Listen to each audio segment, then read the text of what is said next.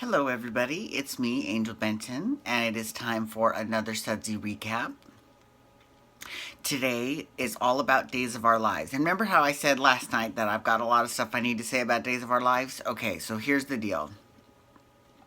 Right now, there's a storyline, which is this is one of the reasons why it does not behoove them to shoot so far in advance. Because the episodes that are airing now, those were filmed in June. Right? And they're the only soap that films so far in advance. All the other soaps are more like 2 weeks in advance. Right? So if they see that a storyline is not working, or if, in the case of Days of Our Lives, something is politically incorrect, and I'll talk about that in a second, but then they can change directions quickly, right?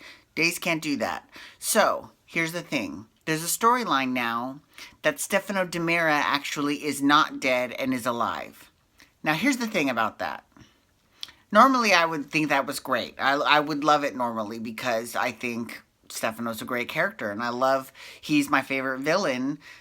He was my go-to, and he's the best. I have a T-shirt that says "Guns don't kill people. Stefano kills people," and it's not a gun control shirt or a non-gun control shirt. It has no stand on that. It's a Days of Our Lives fan shirt. So, anyways, in terms of that though. Now, though, I actually am not a big fan of this storyline because he's dead. Joseph Mascolo, who played Stefano is dead. So he is dead. Like, he's not coming back. This isn't a soap opera where you can just come back. He can't do that. So that's not going to happen. So now it seems it's coming across, at least to me, and maybe all you other fans out there disagree with me. Please feel free. But I feel like it is slightly disrespectful to Joseph Mascolo because,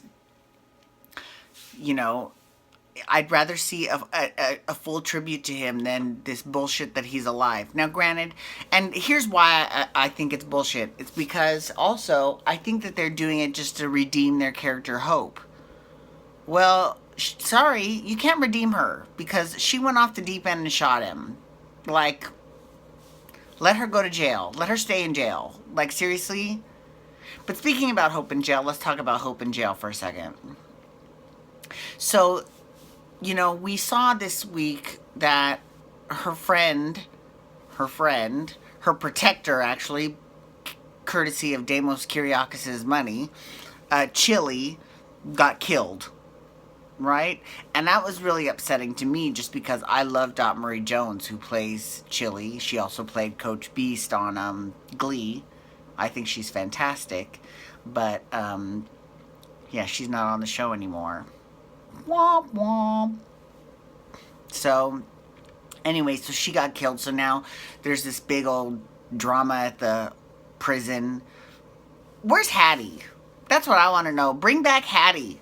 Remember how I said Hattie could be the one that saves Days of Our Lives? Well, I'm still thinking that that's true, so let's bring her back. We've had all these prison scenes and no Hattie. I would like to see Hattie, please. I would rather see Hattie than Marlena, right? I might be the only one out there, I guess. Everyone else is probably a huge Marlena fan. I'm not a big fan of Marlena, but I love Hattie. I think Hattie's awesome. So, anyways, I'm just saying, it would be nice to, see Hattie a little more often.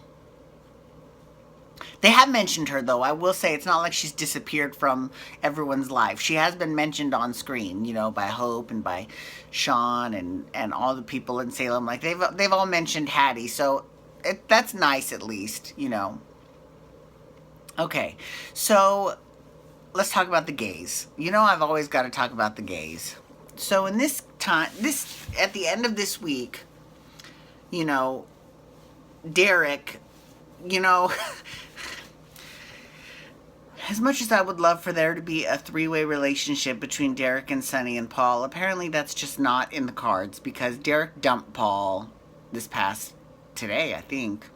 So, that's very frustrating for me. I would have liked to have seen that triad explored on daytime television, but I guess that's a little too progressive. And, Sonny and Paul kissed.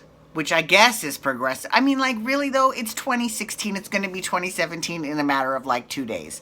So that seems like it's a little bit, I don't know. It seems like it's not that big of a deal to see two guys kiss, right? And two girls kiss, whatever. I don't think it's that big of a deal. I could just be wrong because I see men kiss all the time, so I don't think it's,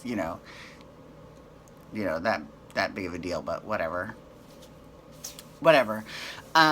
So that was going on with the gays, and it was really annoying. You know what was really annoying, I thought?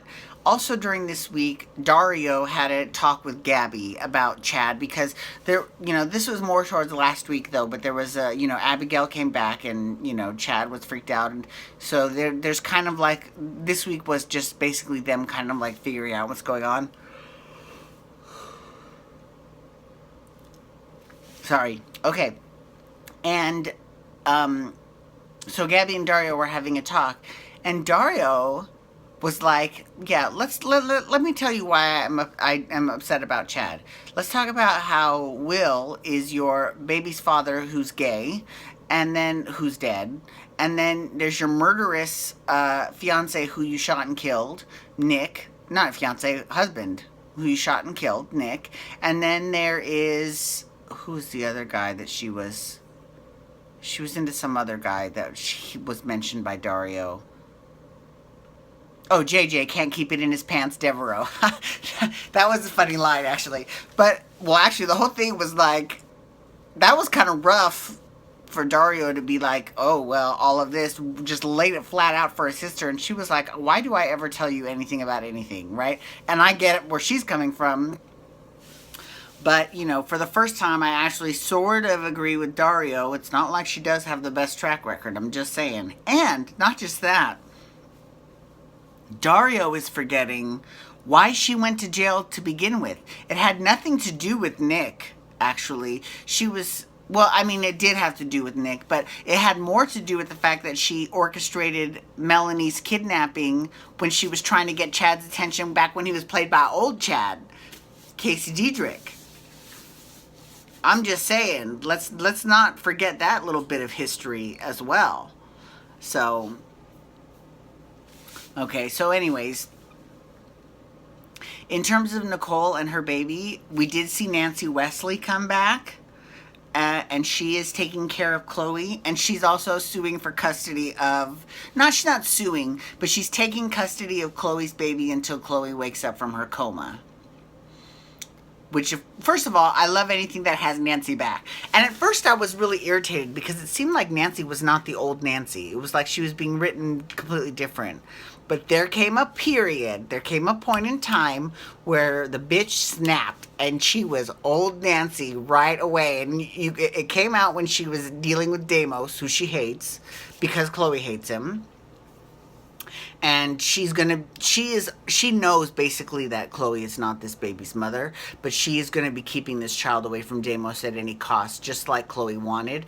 So she knows what's going on. And so Deimos is like, if you ever need help, I can pay for the best specialists in the world. And she's like, bitch, my husband was the chief of staff of this hospital. The specialists of the world, they're our personal friends. So I don't need your help. I was like, yes, yes.